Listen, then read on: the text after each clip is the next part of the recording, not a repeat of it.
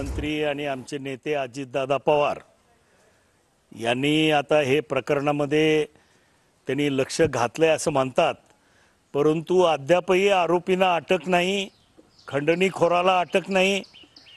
आता हे राजाश्रय असल्याशिवाय होतात का या गोष्टी?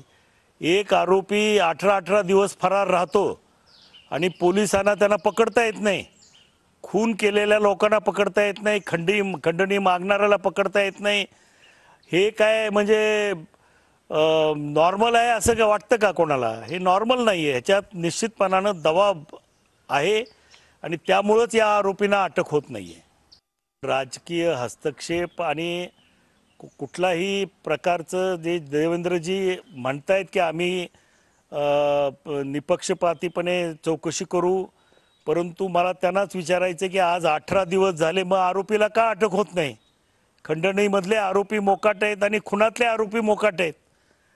हे कशामुळे होतंय हे त्याचा खुलासा त्यांनीच करावा। आता आम्हाला तर काही कळत नाही। 18 दिवस होऊन जर आरोपी अटक होत नाहीत तर काय म्हणजे पोलीस खातं काय करतंय? एवढी मोठी यंत्रणा काय करते?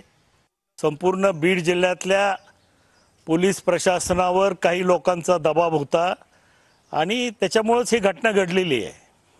संपूर्ण बीड जिल्ह्याच्या प्रशासनावर आणि पोलीस प्रशासनावर काही लोकांची दहशत आहे, काही लोकांचा प्रभाव आहे। त्यांना त्या लोकांना विचारल्याशिवाय ते काही करू शकत नाहीत अशी परिस्थिती आहे।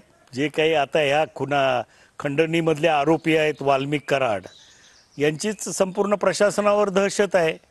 सत्तेवरील माणसाचा आशीर्वाद असल्याशिवाय हे प्रकरण होत नाहीत आणि त्यामुळं आता फडणवीस साहेबांनी, अजितदादांनी, शिंदे साहेबांनी या बीड जिल्ह्याकडं लक्ष देऊन मागच्या 2-2.5 वर्षामध्ये काय काय प्रकार झालेत, किती खून झालेत, किती खंडण्या, किती अवैध धंदे झालेत, किती वाळूचा धंदा झाला, हे सगळं तपासायला पाहिजे तातडीनं। आता 18 दिवस झालेत मर्डर होऊन, आरोपीला अटक होत नाही, हे खरं म्हणजे दुर्दैव आहे बीड जिल्ह्यातल्या जनतेचं।